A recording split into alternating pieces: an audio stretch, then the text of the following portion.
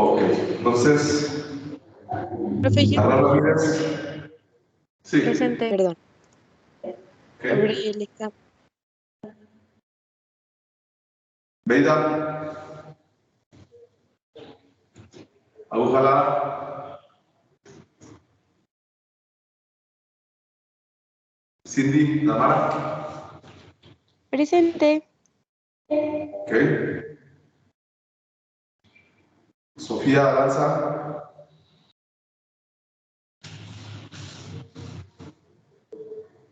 Víctor Eduardo.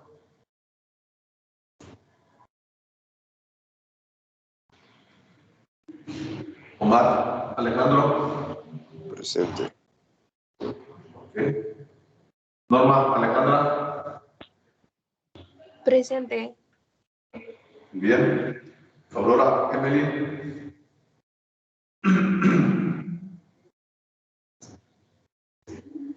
Estefanía Cometa. Presente. Okay. José Eduardo. Profe Castellanos Bautista aquí. Ok.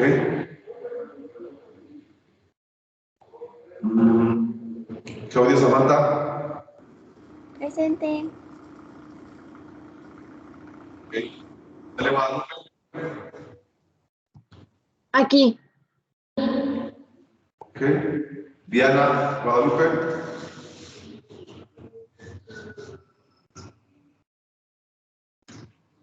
Yarela Nicole. Presente. Bien. Tania Berenice.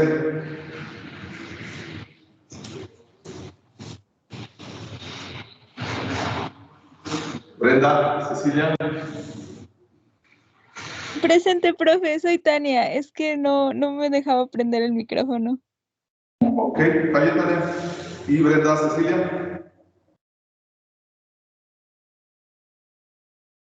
Luis Fernando. Presente.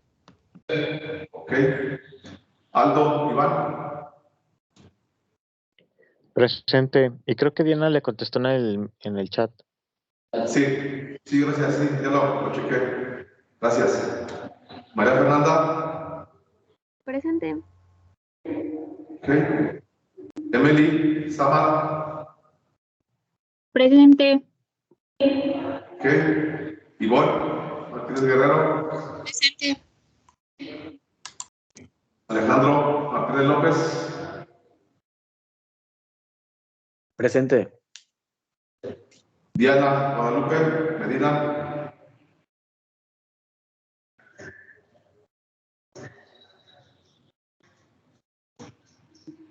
María Fernanda Montellano. Presente. Ok. Laura Carolina.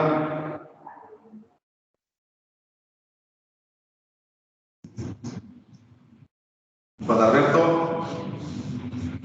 Presente. Ok. Wendy Jacqueline. Presente. Cristal. Presente, buenos días. Bien, buenos días. Diana Luis Valderrama. Presente. Ok. Miriam Natalie. Presente. Rebeca. Aquí. Jesús Alejandro. Presente. Ok. Juana Alejandra Tavares. Presente. Ok. Victoria Elizabeth. Presente. Muy bien. Fernanda Velasco. Presente.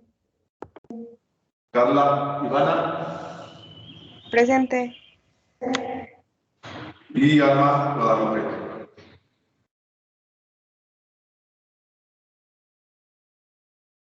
Alguien faltó que le pusiera asistencia en el pase del papel. Yo, profe. No, profe. Es que se me desconectó el internet. Ok, apellidos. Presente. Aguja Lara. Ajá, aguja, medida. ¿Quién más? Moroa Tobar. Laura, ok. Ávila Valdivia. Del La Serna. Sofía Lanza y Camacho. Víctor, ok. ¿Alguien más?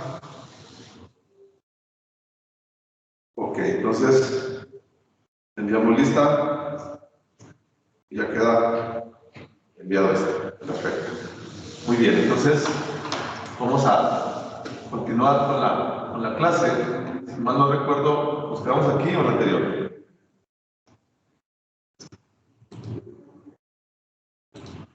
¿Sí, Tulvides? ¿Empezamos con Tulvides? No.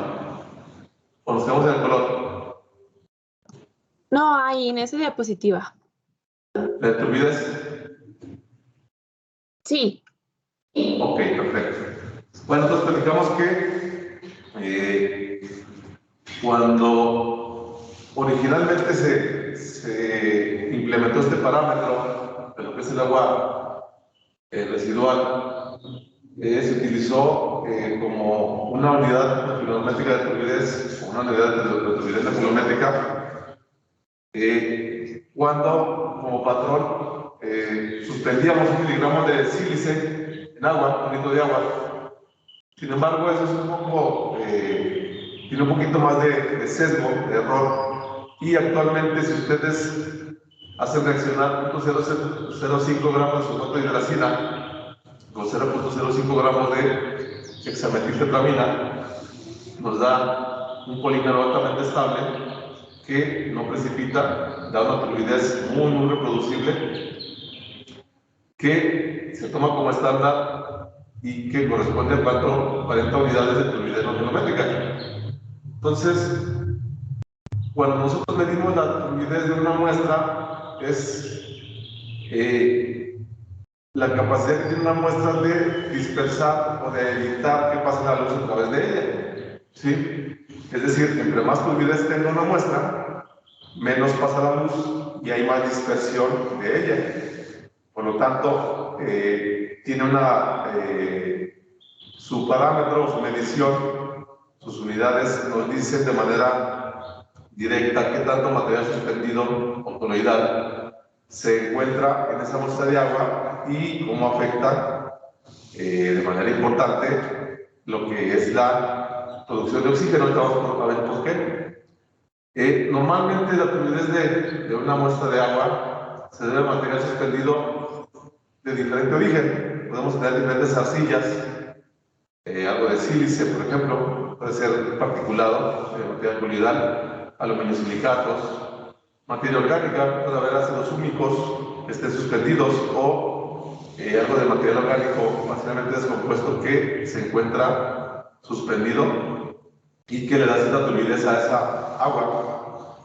Material inorgánico, carbonatos, hidróxido férrico, algunos aceites. Habíamos dicho que pues entonces aquí platicamos que la mayonesa es una emulsión, pues en aguas residuales también se forman emulsiones, que son gotitas de aceite muy pequeñas suspendidas en la matriz acuosa.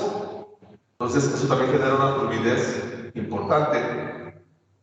Obviamente si hablamos de grasas, pues estamos hablando de que las grasas y aceites forman emulsiones o suspensiones altamente estabilizadas y eso le da turbidez al agua. Entonces, hay una gran cantidad de material particulado que, si tiene un tamaño menor a una micra, de manera general, esto es como se considera, si tiene un tamaño menor a una micra y está cargado negativamente o positivamente, tiende a mantenerse suspendido en solución acuosa. Entonces, esto ocasiona que se mantenga suspendido y por lo tanto disperse la luz y se manifieste esto como una turbidez. En contraparte, partículas que tienen un tamaño mayor a una micra, en general, tienen mucha tendencia a sedimentarse y fácilmente podemos eliminarlas por sedimentación. Entonces, eso es importante porque, desde el punto de vista ambiental, pues un agua que tiene una alta turbidez pues tiene un efecto mucho mayor en un agua que no tiene mucha turbidez, y aquí lo vamos a platicar. Si tenemos una alta turbidez, la luz del sol no penetra de manera profunda a un cuerpo de agua. Esto quiere decir que probablemente a lo mejor llegue a una distancia a lo mejor de unos 5 o 10 centímetros cuando mucho, y no llega hasta el fondo del cuerpo de agua, y por lo tanto la actividad fotosintética se nos cae, se ve afectada, y por lo tanto, en consecuencia, el oxígeno disuelto se ve disminuido, lo cual a corto o largo o mediano plazo se agota este oxígeno y mueren los organismos que están presentes en ese cuerpo de agua, y en consecuencia estos se tornan anaerobios, y pues obviamente los organismos anaeróbicos son los que prevalecen, pero eso no es deseable. Habíamos platicado que eso no es deseable porque normalmente lo que se busca, por lo ideal, en la mayoría de los cuerpos de agua naturales, es que sean aeróbicos. Entonces, la turbidez afecta de manera importante la actividad fotosintética de un cuerpo de agua y la producción de oxígeno disuelto. Entonces, por eso es importante que aterricemos la idea de que entre menos turbia sea el agua, más oxígeno disuelto tiene, y por lo tanto una mayor oxigenación y un equilibrio en las diferentes cadenas tróficas de organismos aeróbicos que fomentan que este cuerpo de agua sea sano desde el punto de vista ecológico. ¿Qué tipo de fuentes de contaminación generan un agua turbia? Bueno, podemos tener todo lo que sea descargas de material particulado que genere coloides en suspensión, que es una fuente de contaminación que genera una turbidez elevada en cuerpos de agua. Entonces, si tenemos, por ejemplo, granjas de cerdos, si tenemos crianza de vacas, borregos, etc., desafortunadamente muchas de las veces todas las heces fecales terminan siendo desechadas a cuerpos de agua. Mucho de ese material es particulado y genera cierta turbidez y cierto color en el cuerpo de agua donde se descarga. Residuos de construcción. Ustedes han visto que si llegaran un poquito de cal o de yeso y lo ponen en agua y lo mezclan, una parte se queda suspendida en el agua. Pues precisamente por eso es que los residuos de construcción también en ocasiones las descargas clandestinas, es decir, las personas que se dedican a la construcción, tienen ciertos lugares donde deben de ir a llevar su material, y sin embargo lo que hacen es que lo llevan a lugares donde no deben de descargarlo, y ahí se puede incluir ríos o cuerpos de agua donde nadie teóricamente puede verlo, pero desafortunadamente lo descargan, y ese material particulado se suspende en el agua y le da cierto nivel de turbidez. No se diga las minas, sus jales mineros, en el momento que empieza a llover o que hay una escorrentía acuosa, suspende, o el material particulado se integra, se incorpora a la solución acuosa y le da cierta turbidez que impide el paso de luz a través de ella. El polvo de suelos, también acuérdense que el polvo pues tiene material particulado, principalmente lo que son las arcillas. En cuanto ustedes le ponen agua a un suelo que tiene una gran cantidad de arcilla, lo mezclan y esa agua se hace turbia. Si una planta de tratamiento, si no está trabajando como debe de ser, una medida de saber, o una forma de saber qué tan buena es para tratar el agua, es cuantificar los sólidos suspendidos totales, que de manera indirecta también se puede acceder a la turbidez a ese tipo de sólidos. Entonces, si nosotros tenemos una turbidez elevada en un efluente, en una planta de tratamiento, de manera indirecta nos dice que esa planta no está trabajando bien, porque el agua residual tratada debe salir prácticamente transparente, sin ningún nivel de turbidez. Si ustedes llegan a ver que un afluente de una planta de tratamiento sale con un cierto nivel de turbidez, habla de que el proceso no está al 100% y por lo tanto no está trabajando como debe de ser. Entre otras fuentes tenemos estas fuentes. Hay más, pero en conclusión, todos los efluentes que descarguen material particulado que se suspenda en solución acuosa generan turbidez en una muestra de agua. Y bueno, está este dato que es importante.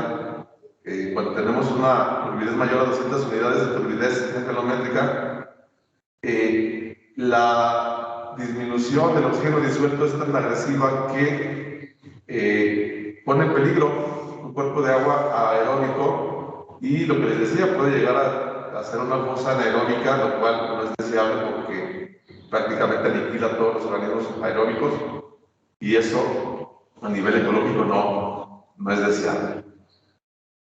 Muy bien. Entonces, ¿hasta aquí vamos bien? ¿Todo en orden? Muy bien. Entonces, la conductividad es otro parámetro que, pues, como ustedes ya lo hicieron en el laboratorio, describe la capacidad que tiene una solución acuosa de conducir la corriente eléctrica. Entonces, cuando uno habla de conductividad, pues habla del recíproco de la resistencia. Por eso aquí está 1 sobre 1 centímetro, o dicho de otra manera, las unidades de la conductividad son milisiemens por centímetro, microsiemens por centímetro, también siemens por centímetro, pero el siemens por centímetro es muy grande para una muestra de agua, entonces normalmente lo que se utiliza son milisiemens por centímetro y micro siemens por centímetro. O sea, ya lo hicieron en el laboratorio y vieron que un agua relativamente contaminada está en milisiemens por centímetro, o sea, tiene esa magnitud. Y cuando un agua está muy limpia, hablamos de microsiemens por centímetro. Normalmente la conductividad se debe a la presencia de especies ionizadas, es decir, de sales. La conductividad y la salinidad son sinónimos. De hecho, cuando la gente se dedica a la piscicultura o cría peces, tiene granjas de peces, están midiendo de manera constante o regular la conductividad porque los peces tienen que tener cierta salinidad.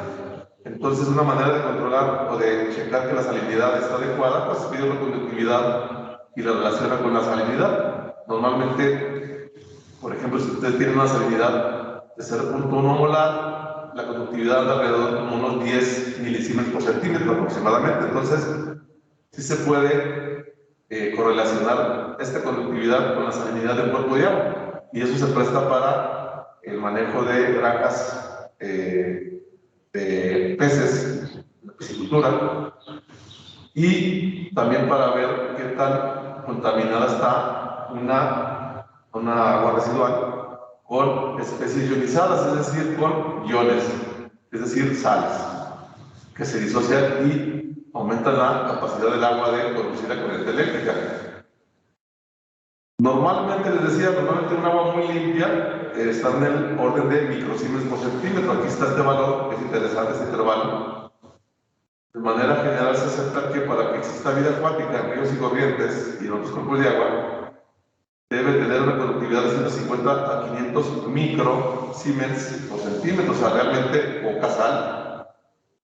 Y cuando ustedes le ponen más sal, acuérdense que si le ponen más sal, la presión osmótica o la fuerza iónica se incrementa y esto promueve que se estresen las especies de vida acuática porque tiende a ser una presión osmótica que jala agua de los organismos que viven en ella y pueden llegar a aniquilarlas y es muy elevada la salinidad. Cuando uno va a utilizar agua de riego, normalmente se procura que no esté tan salina, es decir, que tenga una conductividad menor a 250 microsiemens por centímetro. ¿Por qué? Pues porque si ustedes le ponen agua con una conductividad mayor, pues estamos salinizando a los suelos que se utilizan para cultivar diferentes plantas comestibles y a la larga esto va salinizando el suelo y lo va haciendo menos productivo. Por eso es importante que el agua no sea tan salina, porque si no, salinizamos los suelos y bajamos su productividad agrícola. Y aquí está lo que les decía, si usted le pone agua con mayor productividad, pues está salinizando el suelo y eso no es lo adecuado ni lo deseable. ¿Qué fuentes elevan la productividad? Bueno, todas las descargas que lleven especies ionizables, sales, electrolitos. Recuerden que los electrolitos son aquellos que se disocian y dan iones positivos o cationes, iones con carga negativa, o aniones.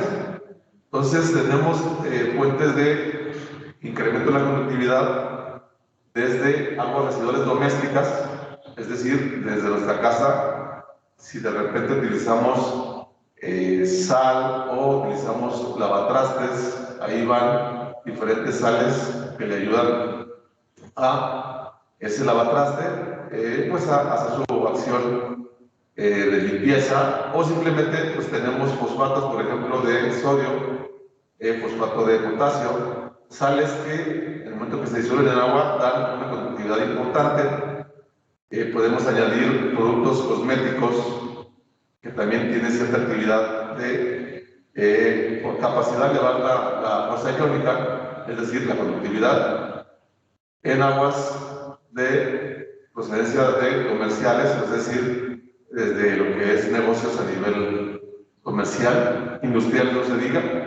Si tenemos un proceso donde hay una alta producción de iones, por ejemplo, si están produciendo ácido sulfúrico, es normal que en el agua residual salgan iones sulfato, iones hidronio y algunos coproductos que también son ionizables. Entonces, esto va a incrementar la conductividad.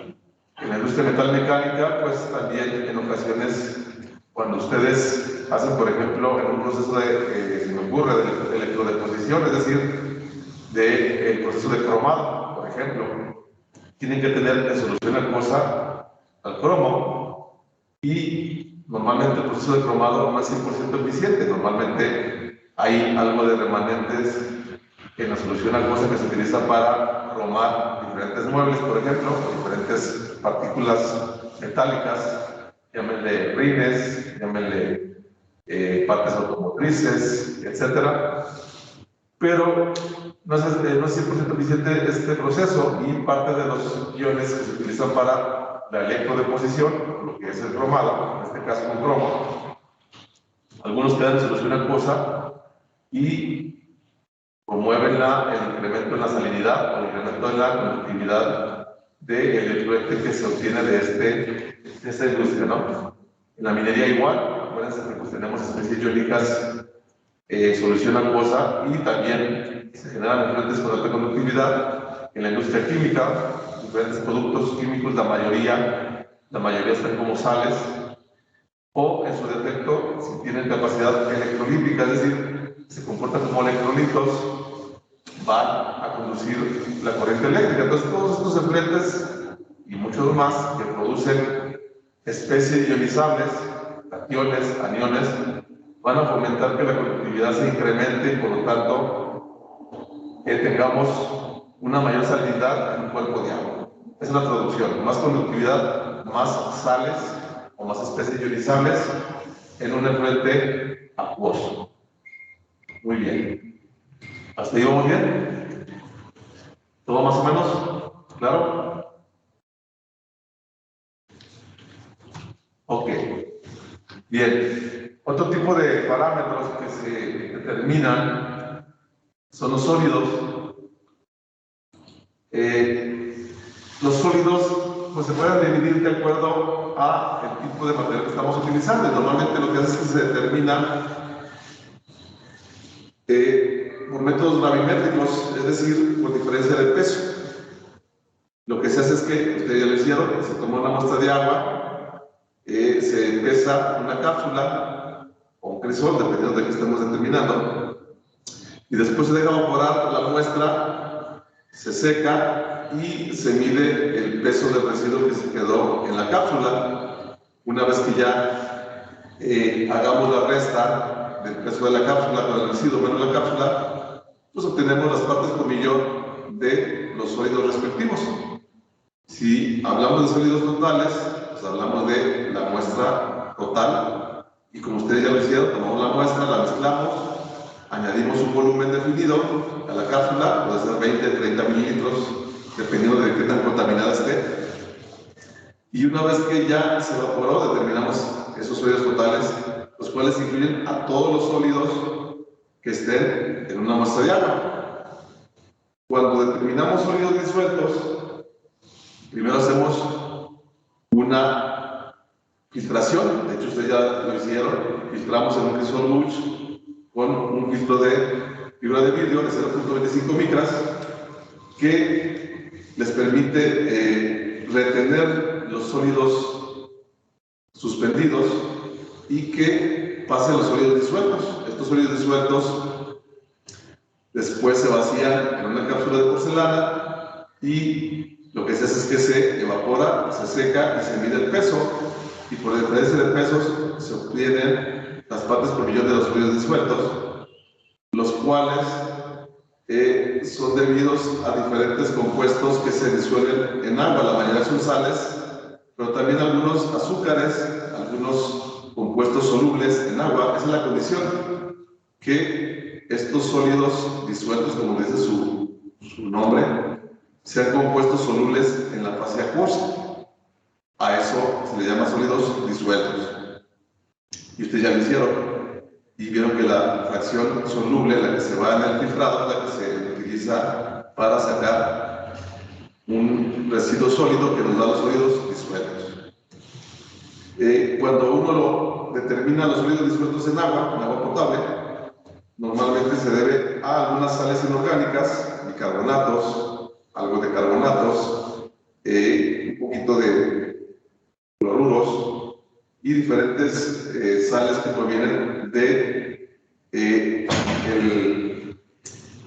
el lugar donde se haya tomado la muestra. Dicho de otra manera, si es de un pozo, las sales inorgánicas que se encuentran a 500 metros de profundidad, por ejemplo aquí en Aguascalientes, que es más o menos lo usual, pues implica que haya sales inorgánicas que van disueltas en el agua y se pueden clasificar como sólidos disueltos. Fíjense que ya podemos completar la determinación de conductividad con la de disueltos. Normalmente, si yo tengo una alta cantidad de disueltos, es normal que yo encuentre una alta conductividad. Eso nos está diciendo que muchos de esos sólidos disueltos son sales ionizables. Si yo tengo una alta cantidad de sólidos disueltos, pero una baja conductividad, me está indicando que tenemos sólidos disueltos, pero que no son ionizables. Azúcares, por ejemplo, monosacáridos, disacáridos, por ejemplo, en la industria de lo que es el azúcar, podemos tener esta situación en la cual los disueltos son elevados y la conductividad es baja. Eso me está diciendo que los compuestos son altamente solubles, los que están presentes en el agua, pero son poco ionizables, entonces no son sales, son compuestos como azúcares, compuestos que se disuelven pero no se ionizan. Algunos gases como el amoníaco pueden dar un residuo sólido, pero normalmente, y también aquí sí vemos que la conductividad se incrementa. Materia orgánica, lo que les platicaba, los sólidos disueltos se incrementan, pero la conductividad es baja. Entonces ya vemos que el integrar los parámetros, los valores respectivos, nos va dando información acerca de qué tipo de material se encuentra en el agua residual. Bien, normalmente cuando uno checa las normas, revisa uno y encuentra que sólidos disueltos máximo en un agua potable debe de haber 500 partes por millón. Y eso es máximo porque le da cierto sabor dependiendo de la naturaleza del tipo de sólidos disueltos. Normalmente son sales inorgánicas, bicarbonatos, cloruros, que la hacen en ocasiones un poquito amarga. Entonces, incluso uno de manera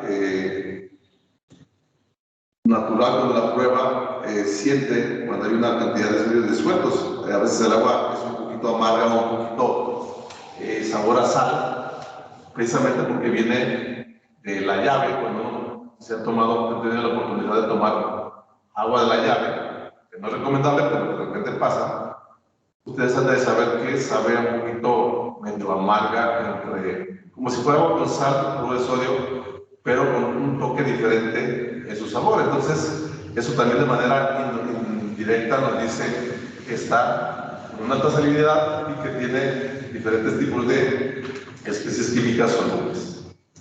Muy bien. Los otros sólidos que también podemos determinar son los suspendidos. ¿Se acuerdan cuando hicimos la filtración en el crisol Busch de la muestra de agua? Si uno quisiera determinar los sólidos suspendidos, lo que haría es que en el crisol, poniendo una membrana, la fija es decir, le pone agua, hace vacío y luego se pesa ese crisol, bueno, se pone a secar y ese crisol con la membrana se pesa y después se filtra el agua, se lava con agua destilada, se seca y se ve la diferencia de pesos y con esa diferencia de pesos sabemos cuántos sólidos suspendidos hay en miligramos por litro. En el laboratorio no lo determinamos, pero en realidad también no es complicado de hacer.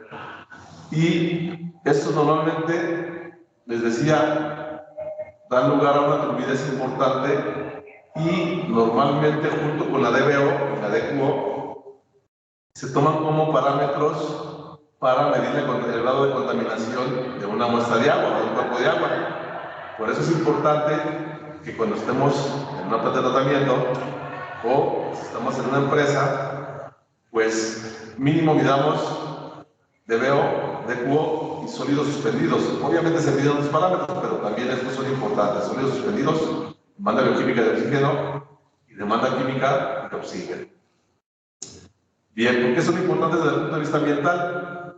Porque lo que les decía, si el agua está turbia, tiene una gran cantidad de sólidos suspendidos y por lo tanto, si evita que pase la luz en un cuerpo de agua, se agota el oxígeno disuelto porque no hay fotosíntesis y esto puede llegar a promover que un cuerpo de agua se torne anaeróbico. Entonces, por eso que dice que interfiere con la autopurificación de un cuerpo de agua. Es decir, si hay una alta turbidez, la oxigenación del cuerpo de agua disminuye y su capacidad de autopurificación también lo hace. Entonces, entre más turbia sea una muestra de agua o un cuerpo de agua, entre más turbio sea, tiene menos capacidad de autopurificación. ¿Por qué? Pues porque hay menos penetración de la luz solar, menos fotosíntesis y por lo tanto menos oxígeno disuelto. Este oxígeno disuelto, entre más haya en el cuerpo de agua, más autopurificación o más capacidad de autopurificarse tiene ese cuerpo de agua. Entonces, por eso es importante determinar sólidos suspendidos. Los sólidos sedimentables, ustedes también lo determinaron, son aquellos que sedimentan bajo la acción de la gravedad. Entonces, normalmente se reportan en unidades de mililitros por litro, a diferencia de todos los demás sólidos que se reportan en miligramos por litro o partes por millón. Aquí se reportan en mililitros por litro. Y se acuerdan, lo que se hace es que se llena un cono de Imhoff hasta un volumen total de 1 litro. Se deja 1 hora para que la gravedad favorezca la sedimentación de esos sólidos y a la hora se reporta el volumen de sólidos que hay, de sólidos sedimentables, en 1 litro de agua residual. Así es como se reporta.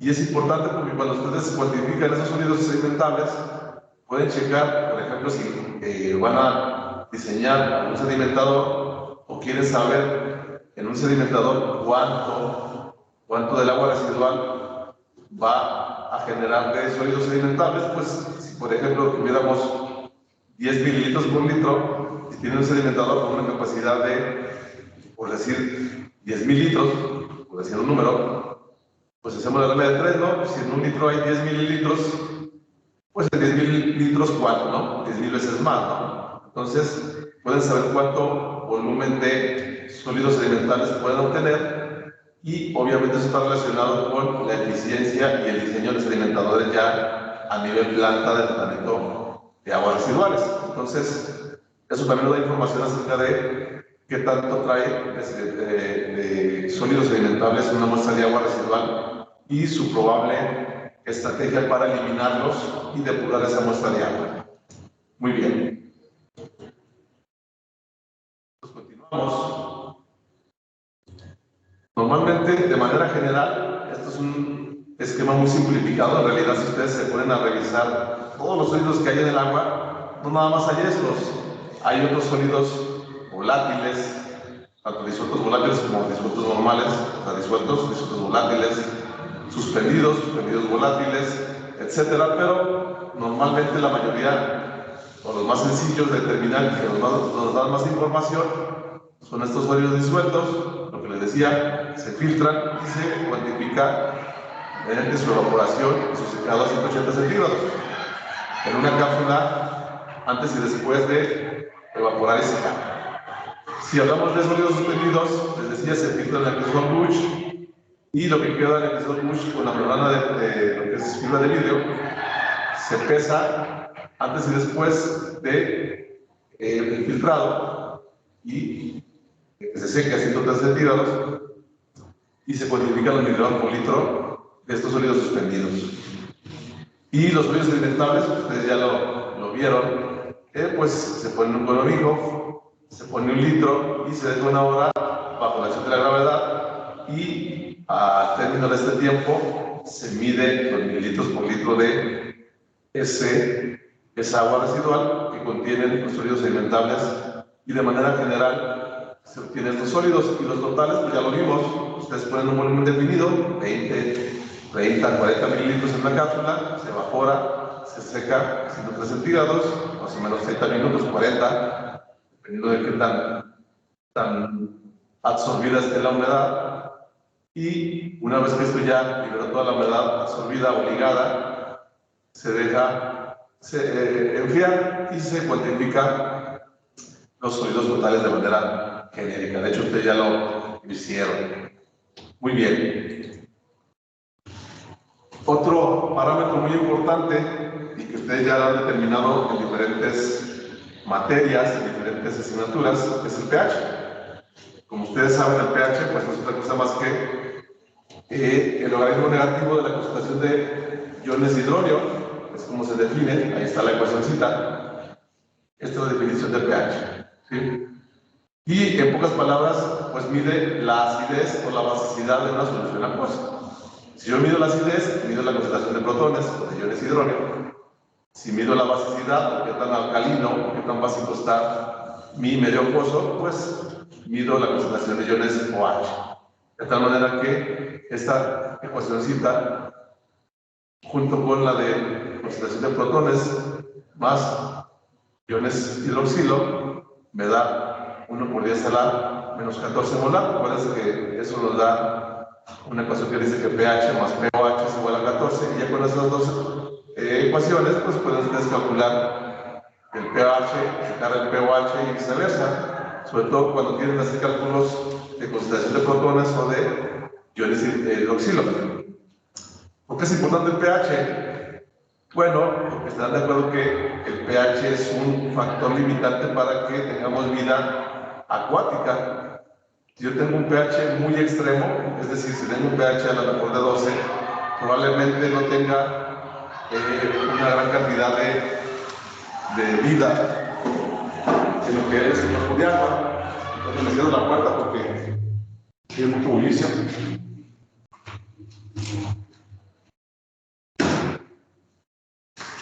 Entonces, el pH pues va a ser factor limitante para que nuestro cuerpo de agua tenga la capacidad de albergar vida. Entonces, es un parámetro muy importante, porque nada más con el puro pH puedo determinar si está bien o está mal ese cuerpo de agua. Entonces, en ese sentido, este parámetro nos permite saber si los nutrientes están biodisponibles. Por ejemplo, si yo tengo un pH imagínense, de 10, y si yo quisiera saber si tengo, por ejemplo, iones zinc, los iones zinc se utilizan para diferentes enzimas, y es un elemento traza que es esencial para que funcionen algunas enzimas, la anhidrasa carbónica, algunas hidrolasas, etcétera, o por ejemplo magnesio. Ustedes saben que el magnesio está involucrado en la replicación, en la transcripción, etcétera. Entonces, si yo quisiera saber si al pH 10 hay iones zinc, por ejemplo, disponibles, podríamos determinar, debido a cálculos de química analítica, que a ese pH el zinc se convierte en hidróxido de zinc y se precipita. Entonces, difícilmente podemos encontrar el zinc a pH 10. En contraparte, si yo voy a un pH muy ácido, ese hidróxido se disuelve y libera esos iones zinc más 2 a la solución acuosa, y por lo tanto puedo tener biodisponible ese ion metálico, que en este caso es benéfico para los organismos. Entonces, por eso es que el pH es indispensable para que exista la vida, y el pH adecuado, de acuerdo a lo que se ha reportado en la literatura, donde existe vida es de 6 a 9. es decir, es el intervalo adecuado para que exista vida. Esto no quiere decir que a pH un poquito más básicos o más ácidos no exista, sino que simplemente hay una mayor probabilidad de que un organismo se desarrolle a pH de 7, por ejemplo, que a pH de 10 o de 11. Entonces, de manera genérica, el rango o el lapso de pH adecuado va de 6 a 9 de manera general. Muy bien. ¿Qué tipo de efluentes afectan este pH de un cuerpo de agua? Tenemos muchos. La industria química, les decía, si tenemos una planta de producción de ácido sulfúrico o de ácido nítrico, es evidente que sus descargas van a ser ácidas. Tenemos una planta donde estamos produciendo hidróxido de amonio, alguna sal de hidróxido de sodio, por ejemplo, alguna base, pues el pH de su efluente o de su descarga va a ser alto, básico, a lo mejor de 12 o 13. En la industria metalmecánica normalmente pues se busca tener en solución acuosa los iones metálicos y normalmente para favorecer que esto se disuelva, los metales, se utilizan ácidos. Por lo tanto, pues vamos a ver que nos puede dar un pH muy a gusto de 2 o de 1 para que estos iones metálicos se puedan disolver. Entonces no es extraño que una industria metalmecánica pueda ser ácida su descarga. La industria minera, dependiendo del proceso que estemos haciendo de lixiviación de nuestros minerales, puede tener un pH ácido, la mayoría de las veces ácido o ligeramente ácido. En la industria textil, pues tenemos desde el proceso de teñido ácido, donde tenemos colorantes ácidos, para la redundancia, o podemos tener pHs básicos, donde utilizamos colorantes básicos para teñir fibras con carga negativa. Y evidentemente, dependiendo del proceso de tinción, el pH va a variar dependiendo del tipo de colorantes que estemos aplicando. La técnica de tinción va a definir el pH de esta descarga. En la industria de alimentos, no se diga, pues si se dedican a producir vinagre, evidentemente va a salir ácido. Si se dedican a producir, no sé, se me ocurre a lo mejor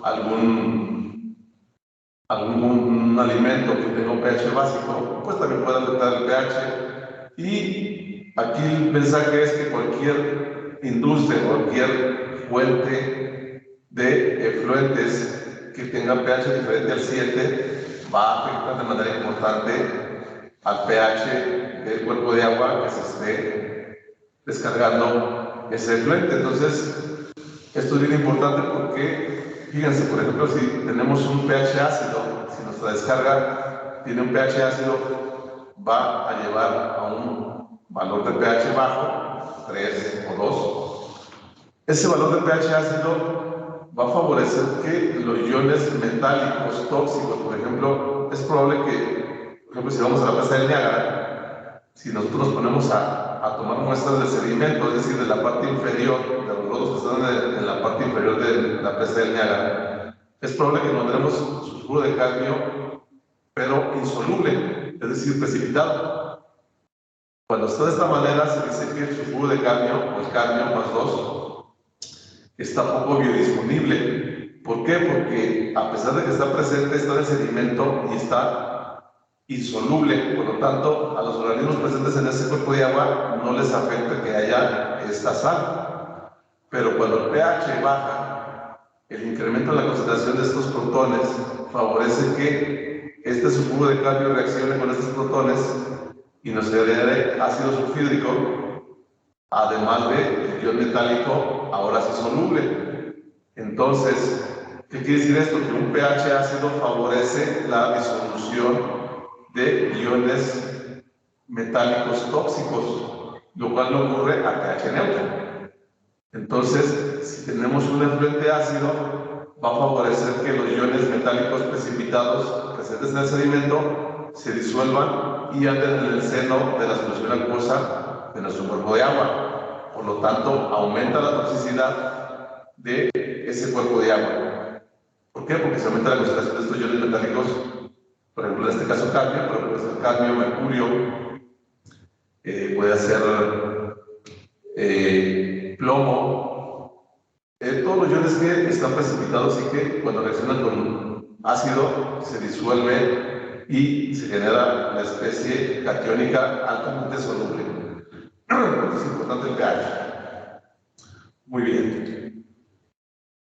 ¿Qué más pasa? ¿Qué más puede afectar el pH ácido? Si ustedes van a un cuerpo de agua y ven que se está vertiendo un efluente ácido, el problema es que como lleva protones, esto acidifica el medio acuoso y el pescado, en este caso los pescados, lo que hacen es que están en equilibrio osmótico con el medio acuoso. Sin embargo, al tener un pH ácido, los protones entran al pececito y el pececito libera iones para mantener su equilibrio osmótico. Entonces, ¿qué pasa? Imagínense que ustedes se quitan la piel y se meten a una alberca con ácido sulfúrico. Así han de sentir los pobres peces. O sea, se acidifica todo lo que es su sangre, todo lo que es sus fluidos y mueren. ¿Por qué? Porque el pH interno se acidifica, baja el pH interno de los peces y obviamente provoca una acidosis y en consecuencia su muerte. Entonces, esto es muy fuerte porque el que se acidifique el pH aniquila a muchos de los peces que son sensibles a este tipo de cambios de pH. Además, como les decía, si hay iones cadmio, iones mercurio en solución acuosa por el pH ácido, estos iones metálicos van a entrar por difusión, por ósmosis, a el interior de los pececitos y a otras especies acuáticas y los van a intoxicar. Obviamente van a morir, ¿no? Entonces, por eso es importante el pH. Además, en contraparte, la solubilidad de las diferentes especies químicas que tenga de un metal tóxico, por ejemplo, aquí el mercurio, cambia. ¿Esto qué quiere decir? Que si yo tengo, por ejemplo, mercurio en solución acuosa, a lo mejor tengo una industria que está produciendo cosméticos, sobre todo cremas para la piel. Normalmente uno de los coproductos que generan los cosméticos, sobre todo baratos, es el mercurio más 2. Si este mercurio se descarga en un efluente acuoso, pero si este pH del efluente acuoso es neutro, el mercurio se precipita como hidróxido y es una especie polar que se precipita, pero la parte que queda soluble, como tiene grupos OH unidos a este ion mercurio, es una especie polar. Acuérdense que el OH tiene una carga negativa en el oxígeno y una carga parcialmente positiva en el hidrógeno. Y el mercurio es parcialmente positivo, acuérdense que tiene carga más 2. Entonces, la molécula de hidróxido mercúrico, porque es una molécula, no es un compuesto inorgánico, bueno, sí es un compuesto inorgánico, pero se comporta a nivel molecular como una especie discreta llamada molécula. Entonces, este compuesto es poco probable que entre a través de membranas biológicas. ¿Por qué? Porque es polar. Entonces, su toxicidad es menor que si, por ejemplo, yo este mercurio lo arrojo en forma de cloruro y lo tengo en solución acuosa. Resulta que este cloruro es una especie mucho más neutra, que es más soluble en disolventes orgánicos y por lo tanto más soluble en lípidos.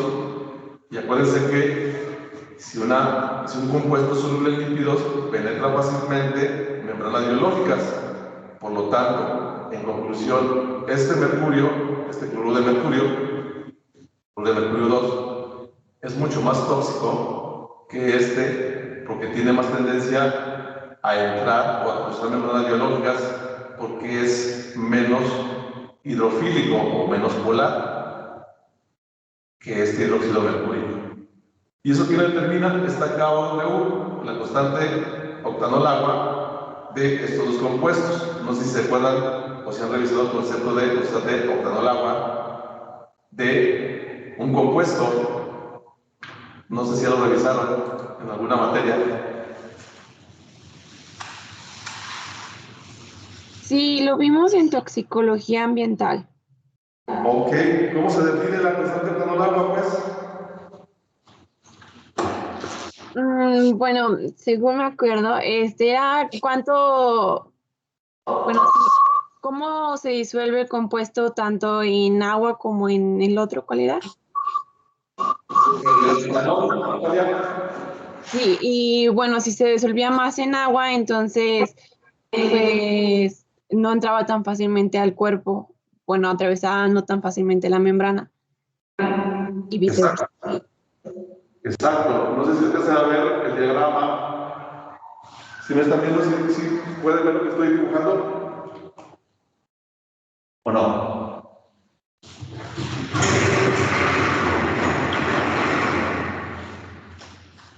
La constante de octanol agua se determina de la siguiente manera. Si lo alcanzan a ver el diagrama, lo hago más grande. Se ve un poco No sé. pequeño. ¿No se ve? Ok. Pues que la cámara tarda en enfocar. Voy a poner un poquito más grande.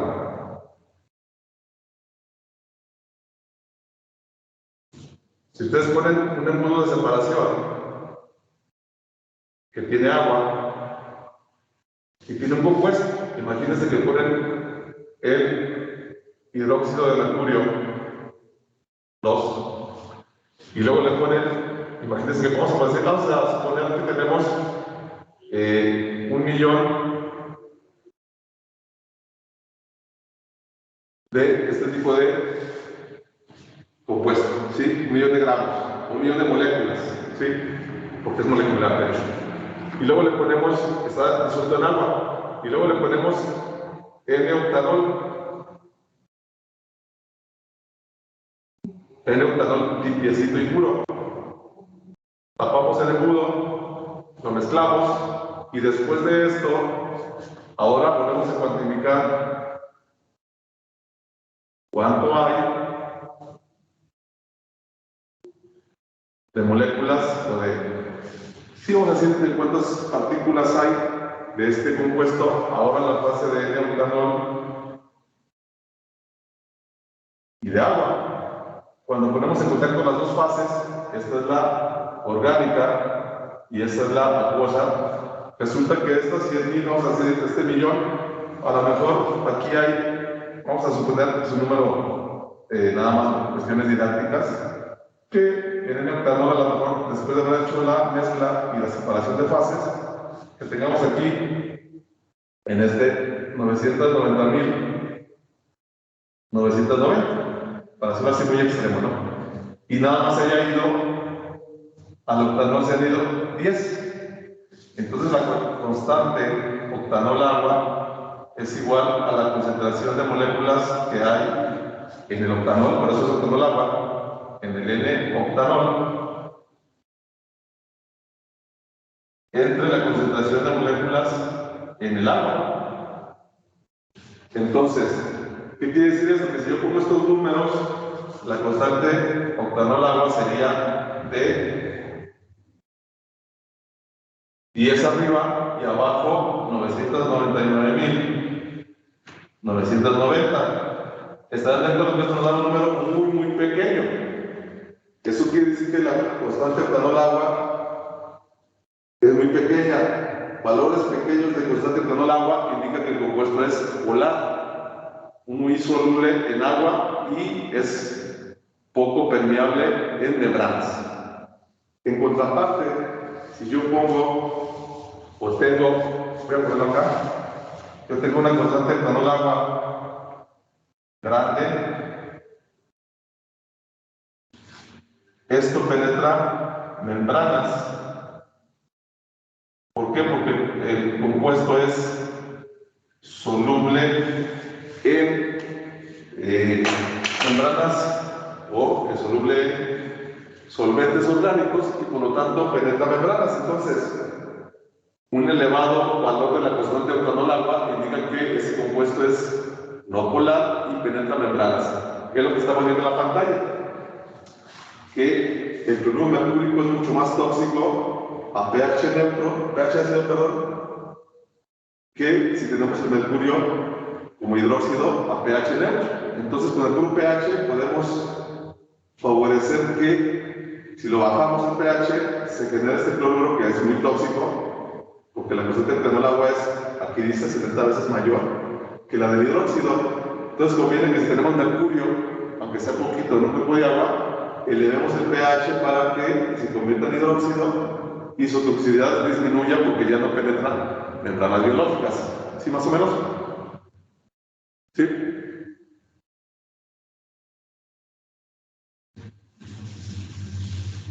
¿Sí, más o menos? Sí, Muy bien. ¿Sí se ve, verdad? Sí. Se alcanza a distinguir esto. Entonces, me voy a poner para que me siga la cámara. Mucho mejor. Ahí está, para que si quiere hacer una captura de pantalla, pues si les puede servir, pues ahí está. ¿Sí? Claro que mucha luz a lo mejor, no sé si la alcanzan a ver. Entonces, la idea es esta, que entre más alta sea la constante de etanol agua, más permeable en membranas es el compuesto y más tóxico. Entre menos sea el valor de la membrana, el del KW, la constante de etanol agua, quiere decir que es más hidrofílico, más polar y menos permeable en membranas biológicas, es decir, menos tóxico. Bueno, eso lo viene en fisiología, ¿no? Muy bien. Entonces, continuamos con el pH. Ahora se me está siguiendo. ¿Oye bien? Ok. ¿Qué más? De manera interesante, el pH determina la carga que tienen los compuestos orgánicos, sobre todo los que son tóxicos, y eso, su toxicidad. Por ejemplo, tenemos este ejemplo muy interesante, donde podemos ver que este fenol, o este nitrofenol, ortonitrofenol, tiene este OH ionizable. Acuérdense que este OH se puede ionizar a un pH elevado. Este pH, más o menos, el pK de este OH anda más o menos como en 10. ¿Qué quiere decir esto? Que si yo disuelvo este fenol en agua y le pongo un pH de 10, este OH se disocia y pierde el protón y adquiere carga. Entonces, si ya dijimos que las especies neutras,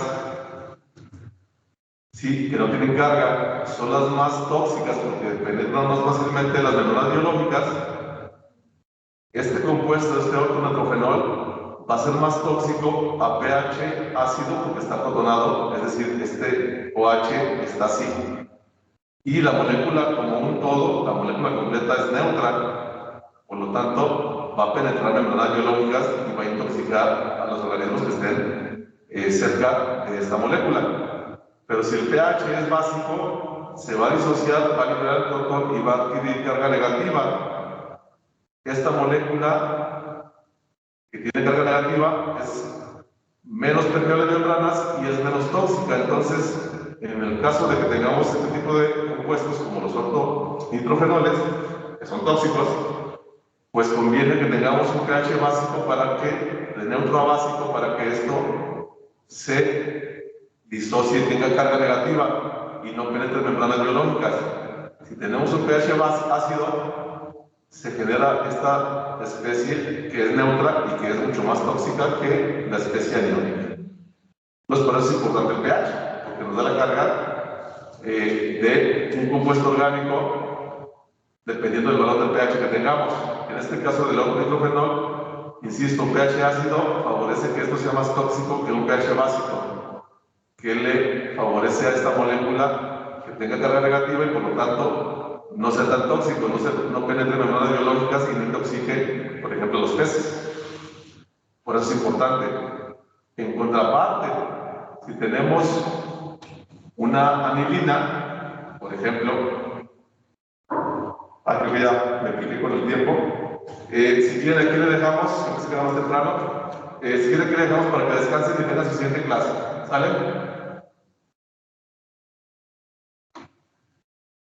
Gracias. sí, gracias. Sí, profe, gracias. Hasta luego, bye.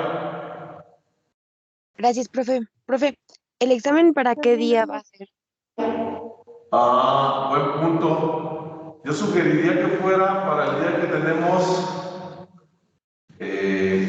laboratorio el lunes, para que después de clase tengamos una hora de margen para que su examen lo podamos manejar tranquilamente en 2 horas. ¿Cómo ven? O sea, elijan un lunes para que podamos disponer de la hora de laboratorio y nos dé margen para que si alguien de repente no alcanza a terminar el examen en 1 hora, pues tenga un poquito más de tiempo y no sea el tiempo factor determinante de su calificación. ¿Cómo ven, Rebeca? Me parece una excelente idea. El día lunes me parece muy bien. Sí, platíquenlo y ustedes me dicen si este lunes o el otro, para que vayan preparando. Acuérdense que hay que preparar el artículo, entonces platíquenlo y ya me dicen en la siguiente clase, ¿les parece? De acuerdo. Gracias, profe. Lindo día. Igualmente, hasta luego, gracias, bye.